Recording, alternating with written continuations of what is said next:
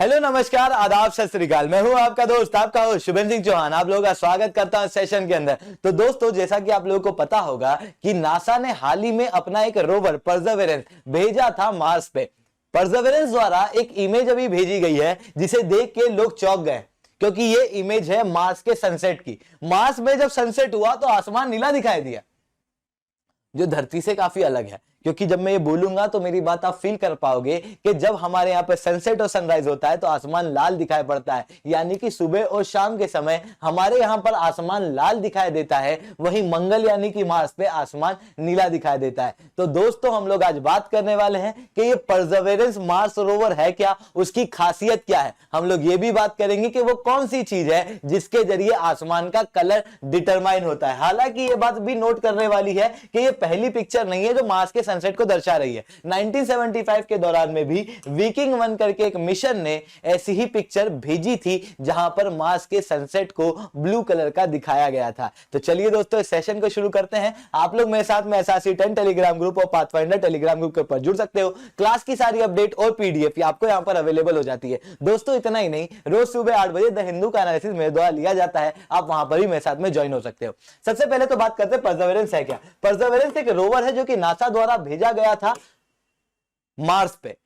Launch हुआ था धरती से, तारीख है 30 जुलाई 2020, और जब मार्स पे लैंड हुआ तो 18 फरवरी 2021 के दिन लैंड हुआ। जिस जगह पे लैंड हुआ उसे कहा जाता है जेज़रो क्रेटर। जेज़रो क्रेटर क्या है? तो ये जगह आपको जेज़रो क्रेटर दिख रही है मार्स के ऊपर। आप अगर इस जगह को बहुत ध्यान से देखोगे तो आप पाओगे कि ये एक नदी है जो एक डेल्टा बना रही है। कई सारे साइंटिस्ट मानते हैं कि सालों पहले ये नदी रहा करती होगी जिसका ये डेल्टा था, जिसे जेज़रो क्रेटर नाम दिया जाता है। आज ये सूख चुका है, ऐसा कई सारे साइंटिस्ट मानते हैं। अब बात करते हैं कि परसेवरेंस के अंदर कई सारे इंपॉर्टेंट इंस्ट्रूमेंट है, उन इंस्ट्रूमेंट की खासियत क्या है, इन इंस्ट्रूमेंट के ऊपर चर्चा करते हैं। तो एक इंस्ट्रूमेंट जो जेज़रो क्रेटर के ऊपर लगाया गया है वो है मॉक्सी। मॉक्सी को टेस्ट किया जाएगा मंगल के ऊपर, क्योंकि मॉक्सी की खासियत यह है कि ये ऑक्सीजन बनाता है कार्बन डाइऑक्साइड से।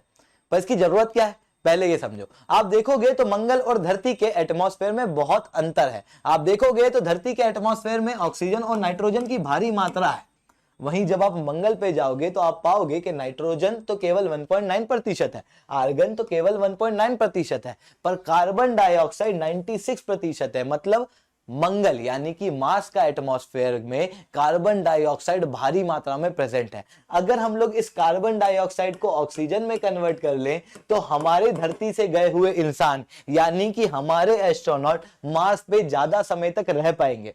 इतना ही नहीं, आप देखोगे तो हमारे जो रॉकेट होता है उस रॉकेट के अंदर एक फ्यूल की तरह प्रयोग होता है ऑक्सीजन।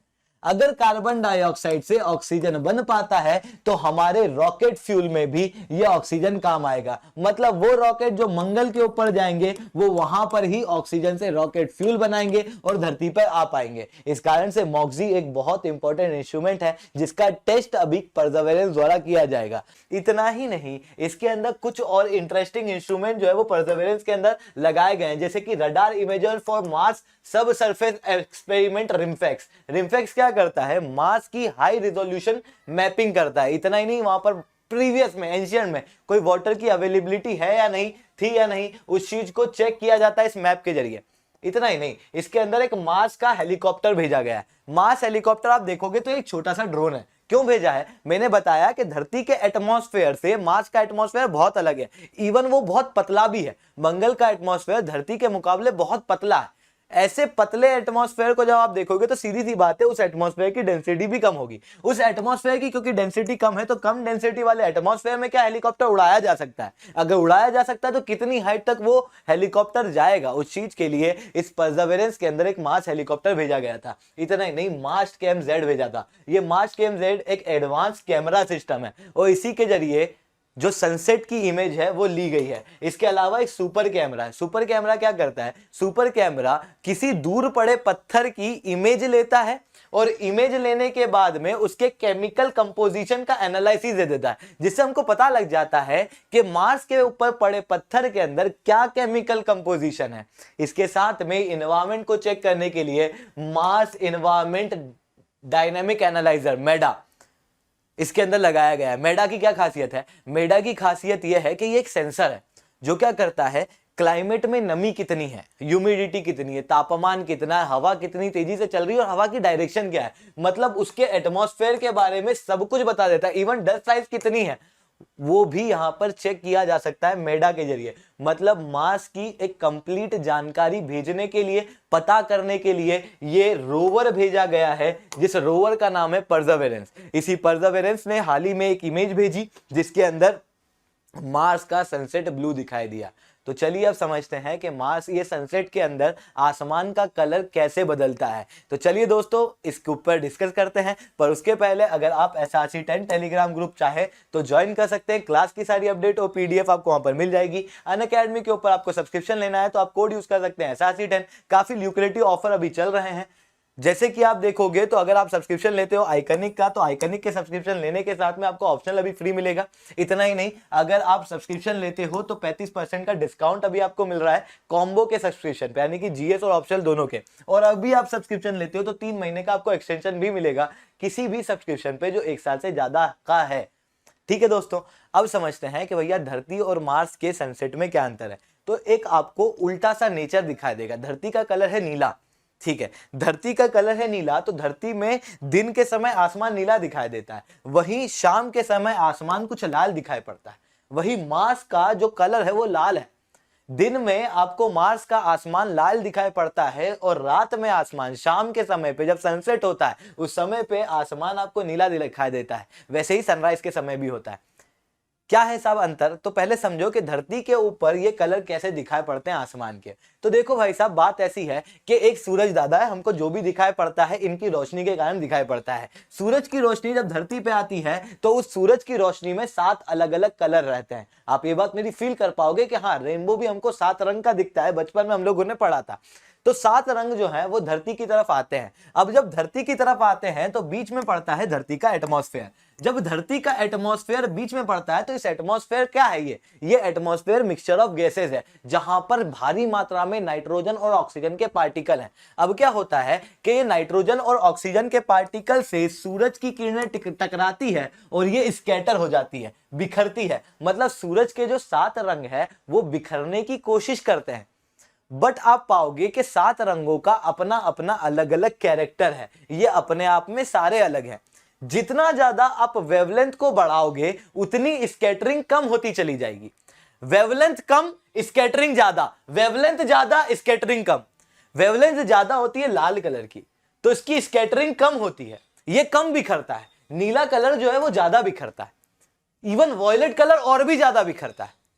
अब क्या होता है कि जब आप दिन के समय देखते हो ना, तो आप मेरी बात फील कर पाओगे कि दिन का समय सूरज आपके सर पे चढ़ा हुआ। जब सूरज आपके सर पे चढ़ा हुआ है तो सूरज कुछ इस जगह पे है, आप कुछ यहां पर खड़े हुए हो, तो आप पा रहे हो कि सूरज की रोशनी आ रही है, एटमॉस्फेयर में आके स्कैटर हो रही है। जब ये स्कैटर हो रही है तो सबसे ज्यादा कौन सी लाइट स्कैटर होगी? वॉयलेट ब्लू, ये स्कैटर ज्यादा होगी। जब ये स्कैटर ज्यादा होगी तो आपको आसमान वॉयलेट और ब्लू कलर का दिखना चाहिए, पर आपकी आंखें सेंसिटिव होती है ब्लू कलर के लिए। इस कारण से आपको मिड डे के अंदर आसमान नीला दिखाई पड़ता है। फिर शाम में ये लाल लाल क्यों हो जाता है? तो इमेजिन करो, शाम के समय आप यहां पर अगर खड़े हो तो आप पा रहे हो कि सूरज जो है वो आपकी आंखों के सामने आ जाता है ढलने वाली सिचुएशन पे। इवन सुबह के समय भी सेम कंडीशन बनती है, जिस दौरान में आसमान थोड़ा लाल लाल दिखाई पड़ता है। इसका कारण क्या है? तो इस पोजीशन से आप एक बार सूरज की किरण आते हुए देखो तो आप पाओगे कि धरती के आसपास एक स्फेयर है, जिसे हम लोग कह रहे हैं एटमॉस्फेयर, जो अपने आप में धरती के शेप का है, यानी कि ऑलमोस्ट स्फेयर शेप का है।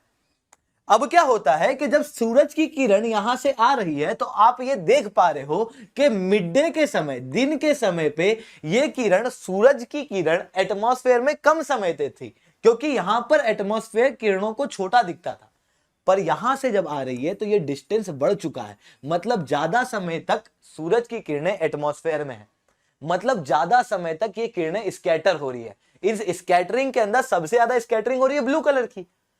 अब क्योंकि ये ज्यादा समय तक स्कैटर हो रही है ना, तो ब्लू कलर पूरा स्कैटर हो जाता है और आपकी आंखों तक पहुंच पाता है रेड, येलो, ऑरेंज कलर, जिसके कारण से शाम के समय और सुबह के समय आपको आसमान ऐसा दिखाई पड़ता है, रेड, येलो, ऑरेंज, ब्लू दिखाई कम पड़ता है।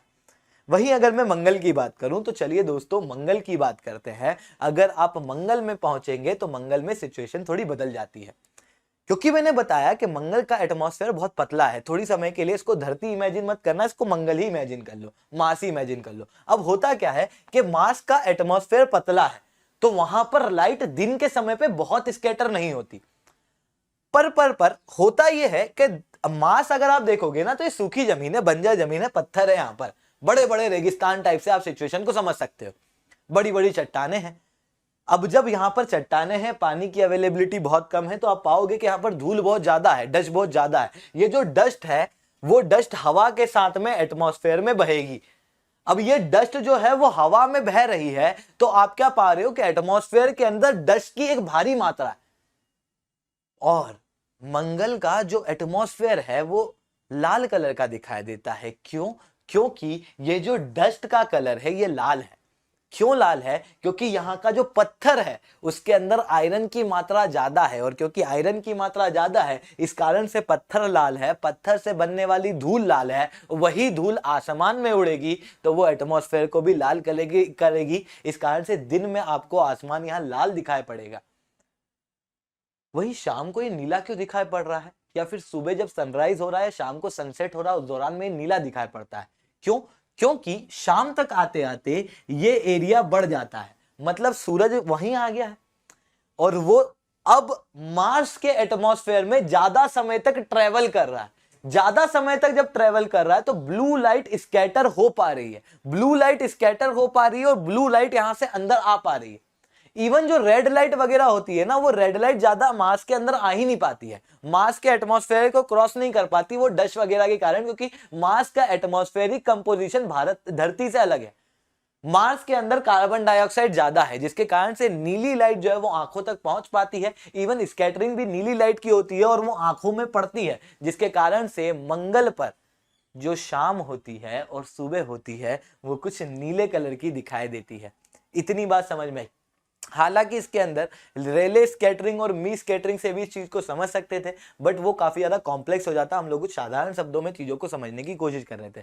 ठीक है दोस्तों, तो आप आज के लिए इतना ही। आप लोग SRC10 टेलीग्राम ग्रुप ज्वाइन कर सकते हो। अनअकैडमी के ऊपर सब्सक्रिप्शन लेना है तो कोड यूज कर सकते हो SRC10, क्योंकि अभी काफी सारे ऑफर अवेलेबल है। ठीक है दोस्तों, मिलते हैं अगली क्लास में। जय हिंद, जय भारत।